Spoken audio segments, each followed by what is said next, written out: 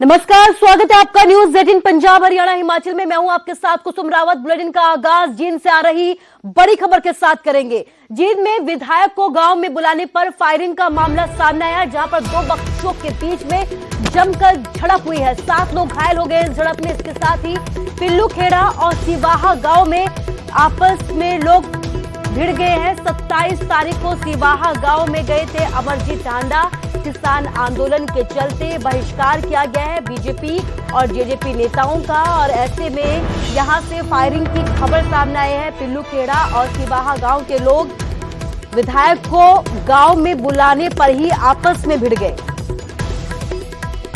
दो पक्षों के बीच यहां पर जमकर झड़प हुई है, जिसमें 7 लोग घायल हो गए हैं। 27 तारीख को सिवाहा गांव गए थे अमरजीत ढांडा, जहां पर किसान आंदोलन के चलते बहिष्कार किया गया है बीजेपी नेताओं का, जेजेपी नेताओं का। आपको बता दें कि इससे पहले भी कई बार विरोध किया गया, लेकिन इस तरीके से झड़प और फायरिंग का ये पहला मामला है।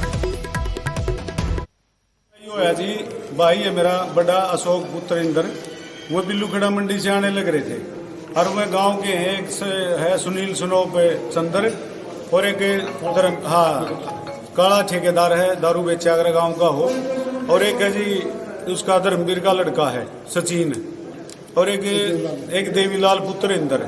ये 4-5 जने उड़े बैठे थे इंतजार में। सुहाई के थे जी मैं, हाँ बैठे कहाँ थे? पिल्लू खेड़ा और सुहाई की सीम के बीच में। हाँ जी, वहाँ उन्होंने इनका आते ही गाड़ी चढ़ा दी पहला दो ऊपर, फिर जब ये भागे इधर उधर से अपना लठ आए ने देखा तो दूसरे ने एक ने गोली चला दी। गांव में ये दो पक्षों में आपसी रंजिश का मामला निकल के आया है। फिलहाल दोनों पक्षों को चोट लगी हुई है। मामला दर्ज करके आगे की कार्रवाई की जा रही है। और चलिए बात अगली खबर की करते हैं। हरियाणा सरकार ने नौकरियों में 75% आरक्षण को सुनिश्चित किया है, ताकि युवाओं को अपने ही राज्य में नौकरी मिल सके। सरकार के इस फैसले से युवा तो खुश है, लेकिन उद्योगपति अब नाराज हो गए हैं। ऐसा क्यों हुआ है, आइए देखते हैं इस रिपोर्ट के जरिए।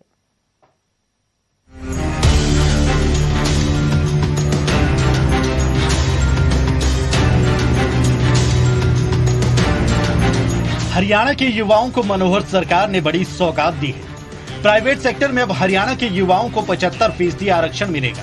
हालांकि सिर्फ ग्रुप सी और ग्रुप डी की नौकरियों में ही युवाओं को आरक्षण का लाभ मिलेगा। साथ ही 50,000 प्रति महीने वेतन से ज्यादा की श्रेणी पर यह नियम लागू नहीं होगा। इसके अलावा हर जिले से 10% युवाओं को ही आरक्षण का लाभ मिलेगा। यानी जिस जिले में उद्योग या किसी कंपनी का दफ्तर है, उस जिले से 10% और हरियाणा के बाकी जिलों से कुल 65% युवाओं को मौका मिलेगा। जो आज सक्षम है प्राइवेट रोजगार में अपनी हिस्सेदारी लेने के लिए, और इस लॉ के बाद प्रदेश के प्रत्येक प्रकार के रोजगार किसी भी इंस्टीट्यूशन में हो, ट्रस्ट में हो, सोसाइटी में हो, हरियाणा के युवाओं को उनकी हिस्सेदारी मिलेगी। हर 4 में से 3 रोजगार 50,000 की से कम की तनख्वाह वाले उनके लिए आरक्षित करे जाएंगे, और इंडस्ट्री को भी फायदा होगा। तो कुल मिलाकर अपने ही राज्य में युवाओं को नौकरी मिल सके, इस दिशा में सरकार की पहल से सूबे के युवा काफी खुश हैं। बहुत बढ़िया जी, धरती मारी, पानी मारा, बिजली मारी, तो मानस मारी क्यों नहीं? तो बहुत बढ़िया सराहना के लायक है सरकार का जो कदम उठाया दुष्यंत जी ने, बहुत बढ़िया काम। ये एक बहुत ही अच्छा डिसीजन लिया गया हमारी हरियाणा सरकार की तरफ से, जिससे कि रोज़गार मिलेगा लोगों को। और हरियाणा में 75% रिजर्वेशन का मतलब आप समझ सकते हैं कि जो हमारे नए युवक हैं, लोग हैं, मतलब वो बढ़ चढ़ कर इसमें पार्टिसिपेट करेंगे और अच्छे से मतलब हमारा डेवलपमेंट ही होगी हमारी हरियाणा की। और ये बहुत ही अच्छा डिसीजन लिया गया है। जो ये सर ने 75% जो आरक्षण दिया है, इसमें हमारे जो फ्यूचर्स में जनरेशन आएगी उसका तो फ़ायदा, इससे जो हमारा स्टैंडर्ड ऑफ लिविंग है वो भी इंक्रीज होगा, और अनएम्प्लॉयमेंट की जो प्रॉब्लम है वो भी सॉल्व होगी। सरकार के फैसले से युवा तो काफी उत्साहित हैं, लेकिन उद्योगपति काफी नाराज नजर आए। उद्योगपतियों ने इस बारे में अलग अलग तर्क दिए हैं। जब एक इंडस्ट्री लगाई जाती है तो हर तरह का काम, नौकरियां देने का काम, सरकार को राजस्व बढ़ाने का काम, बिजली का काम, हर तरह से आदमी एक इंडस्ट्रीज पूरे देश को चलाती है। और एक इंडस्ट्री जो है एक रीढ़ की हड्डी है अपने इसको बढ़ाने के लिए, देश को आगे बढ़ाने के लिए, मैं समझता हूँ ये कहीं ना कहीं उसके लिए काफ़ी घातक सिद्ध होने जा रहा है। सिर्फ हिंदुस्तान को एक बांटने की एक और नई कोशिश। आज हम जातिवाद पे और एक फिर प्रदेशवासी पे बांटना चाहते हैं देश को, ये ठीक नहीं है।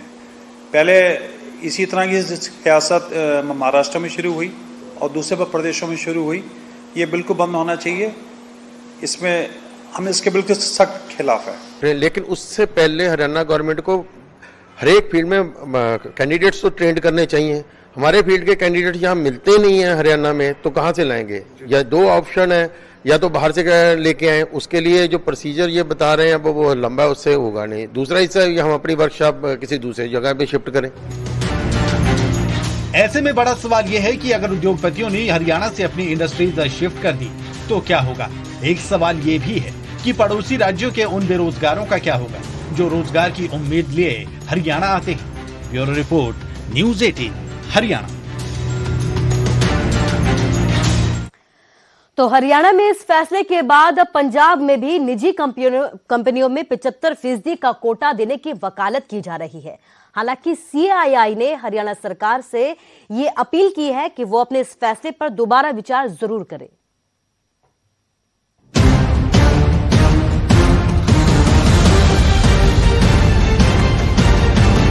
प्राइवेट सेक्टर में अब हरियाणा के नौजवानों को नौकरियों में 75% आरक्षण मिलेगा। मनोहर सरकार के इस फैसले की गूंज पंजाब विधानसभा तक पहुंची। आप विधायक रुपिंदर कौर रूबी ने पंजाब के नौजवानों को भी 75% आरक्षण देने की मांग उठाई। रूबी ने हवाला दिया कि पंजाब में बेरोजगारी लगातार बढ़ रही है, इसलिए पंजाब में भी निजी कंपनियों में 75% नौकरियां नौजवानों के लिए आरक्षित रखनी चाहिए। हरियाणा सूबे ਦੇ ਨੌਜਵਾਨਾਂ ਨੂੰ ਪ੍ਰਾਈਵੇਟ ਨੌਕਰੀਆਂ ਦੇ ਵਿੱਚ 75% ਕੋਟਾ ਦਿੱਤਾ ਜਾਊਗਾ। ਪੰਜਾਬ ਦੇ ਵਿੱਚ बदहाली हुई है, नौजवानों को नौकरियां नहीं मिल रही, घट्टो घट तुसी तो कर ही सकते हो ना। जब हरियाणा सरकार ये एक्ट तैयार कर रही थी तो इस बारे में पिछले साल जुलाई में मुख्यमंत्री कैप्टन अमरिंदर सिंह से सवाल किया गया था, तो कैप्टन अमरिंदर सिंह ने एक्ट बनाने से पहले ही इस प्रपोजल को रद्द कर दिया था। तो पर मैं बन नहीं सकता, मैनू नहीं लगता कि जो हरियाणा ने ऐलान किया है जो कोई ना कोई जाऊगा कोर्ट दे विच, वो कोर्ट इनू अपहोल्ड करेगी। मैं नहीं समझता कि ये होएगा, क्योंकि ये कॉन्स्टिट्यूशन के खिलाफ है। वहीं सीआईआई भी हरियाणा सरकार के इस फैसले का विरोध कर रही है। तर्क दिया जा रहा है कि इसका गलत असर पड़ेगा और अपील भी की है कि इस एक्ट पर एक बार फिर से विचार किया जाए। देखना ये होगा कि आने वाले दिनों में ये मुद्दा क्या रुख अख्तियार करता है। Bureau report, news 18 Punjab Haryana Himachal. और चलिए बात हिमाचल की करते हैं। हिमाचल में कांग्रेस के 5 विधायकों के निलंबन का मामला थमने का नाम ही नहीं ले रहा है। यूथ कांग्रेस ने जयराम सरकार के खिलाफ अब मोर्चा खोल दिया है, तो बीजेपी ने कांग्रेस के खिलाफ रोष रैली निकाली है।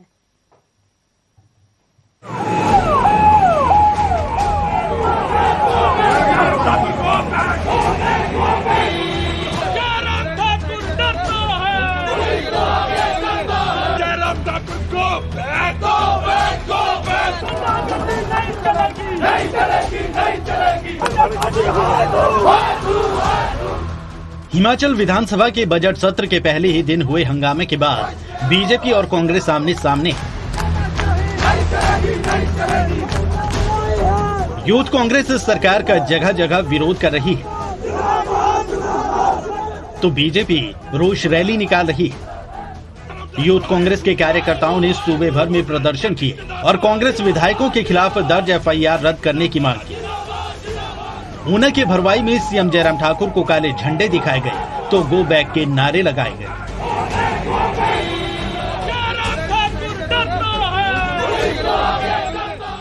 हिमाचल प्रदेश में लगातार पिछले 3 जो हमारे परीक्षा के दौर हुए, चाहे लोकसभा चुनाव हुआ, बाई इलेक्शन हुआ, पंचायती राज नगर परिषद के चुनाव हुए, हम लगातार कांग्रेस लगातार हारी। और जिस प्रकार से हार की बौखलाहट उनके चेहरे पर दिख रही है, उस सारी वजह से आज ऐसी स्थिति पैदा कर रही है कि गवर्नर साहब के ऊपर, राज्यपाल महोदय जी के ऊपर हमला करने की नौबत आ गई। भरवाई में सीएम का विरोध हुआ तो ऊना शहर में बीजेपी ने मोर्चा खोल दिया, कांग्रेस के खिलाफ नारेबाजी की।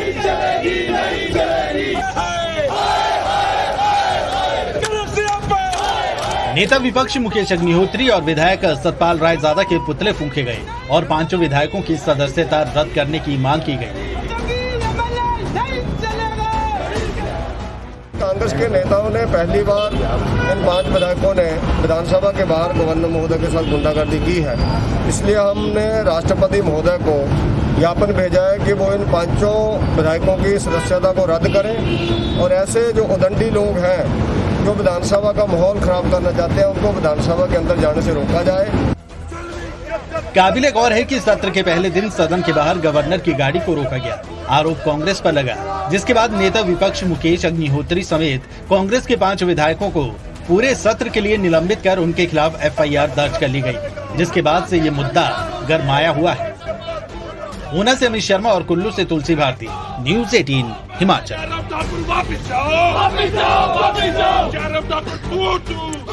तो हिमाचल विधानसभा के बजट सत्र का आज 5वां दिन है। कार्यवाही के चौथे दिन भी सदन की कार्यवाही में विरोध और हंगामा देखने को मिला।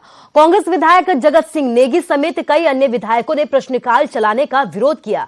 जगत सिंह नेगी ने पॉइंट ऑफ ऑर्डर के तहत व्यवस्था मांगी और कहा कि 26 फरवरी को सदन को स्थगित किया और बाद में दोबारा बुलाया गया। ऐसे में कांग्रेस को सदन में दोबारा से लौटने के लिए केवल 4 मिनट दिए गए। हम कोई स्पाइडरमैन हनुमान नहीं थे कि इतने कम समय में लौट आते। नेगी ने यह भी कहा कि कम से कम 48 घंटे का समय देना चाहिए था। विपक्ष को सुने बगैर ही एक तरफा निलंबन का फैसला दिया गया, जो गलत है।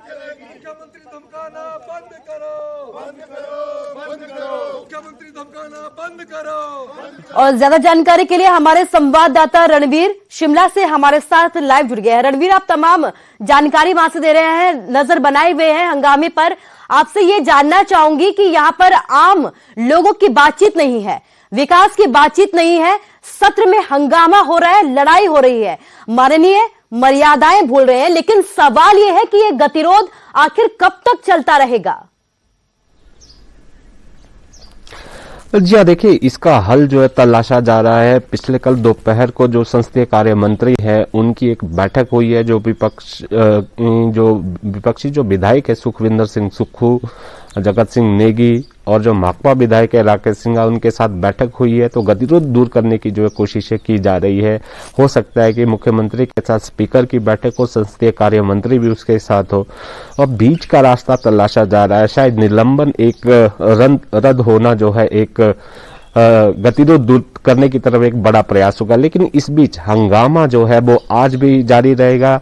ये जो जानकारी मिली है, आज जो कांग्रेसी विधायक है वो जो है मौन व्रत पर रहेंगे, काली पट्टी बांधकर वो गेट पर बैठेंगे। जो निलंबित विधायक हैं, जो धरने पर बैठे हुए हैं, उनके साथ जो है वो प्रदर्शन करेंगे। एक बड़ी अपडेट ये है कि जो पूर्व में 6 बार मुख्यमंत्री रहे हैं और वर्तमान में अर्की से विधायक है वीरभद्र सिंह, वो भी आज विधानसभा पहुंचेंगे। जैसे कि कोरोना काल में जो है उन्होंने हिस्सा नहीं लिया है विधानसभा की कार्यवाही में। आज इस बार जो बजट सत्र शुरू हुआ है, आज 5वां दिन है, अब तक वो उन्होंने हिस्सा नहीं लिया है। आज वो भी पहुंचेंगे और वो भी अपना समर्थन देंगे। बाहर जो है धरने पर बैठे हुए जो निलंबित विधायक है उनके साथ बैठेंगे। और इस बीच एक ये देखा जाएगा कि वीरभद्र सिंह की मौजूदगी जो है कितना असर डालती है। हालांकि ये भी जानकारी मिली